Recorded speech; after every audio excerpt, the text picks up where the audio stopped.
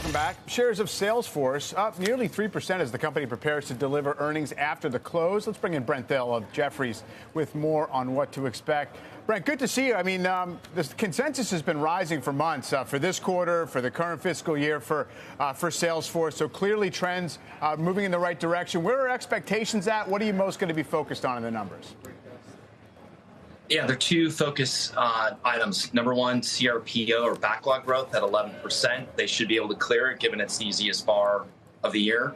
And we believe activity is picking back up in tech spend. And then number two is operating margins, 30%. This company has way higher aspirations on margin. Their peers are high 30s into the 40s. You look at Adobe, mid 40s. You look at Oracle, low to mid 40s. You look at all the established peers, they're way ahead of Salesforce. So this is why the activists have been involved, because they've been running way below cruise altitude on margin. And so we think the continued focus there will give the shares continued lift as long as they continue to show progress on both CRPO at 11% and 30+% operating margins. There's some expectation, I suppose, that they may roll out some more distant guidance, right? Are they going to be framing out how the next fiscal year is going to look? I guess that would incorporate whatever they think they can achieve on margins. Yeah, and again, I think this is still, in our opinion, a double-digit top-line story with 35 to 40% margins long-term. And then the whole AI craze has not hit. So if you look at Microsoft and Adobe, their AI monetization's way ahead of Salesforce.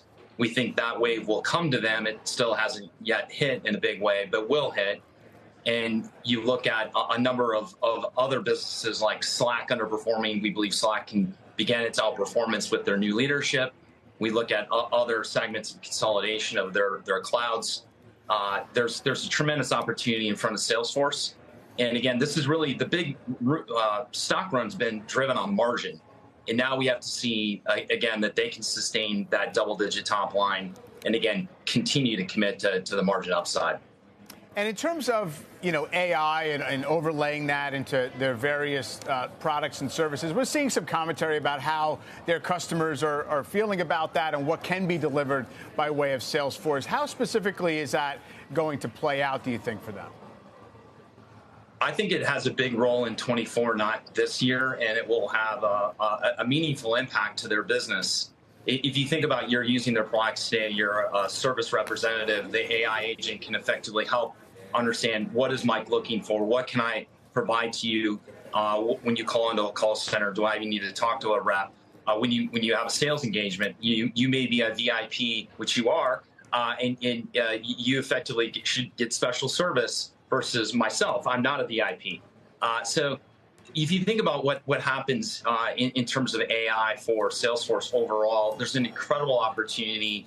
There's so much data trapped in Salesforce. And many users of Salesforce effectively say that they spend more time feeding Salesforce the data versus Salesforce giving them the data back. We are users at Jefferies. And I think a lot of users feel that the system can unlock a lot of that information. So AI can make this available to the end users in a way easier way that they don't have to dig around for it.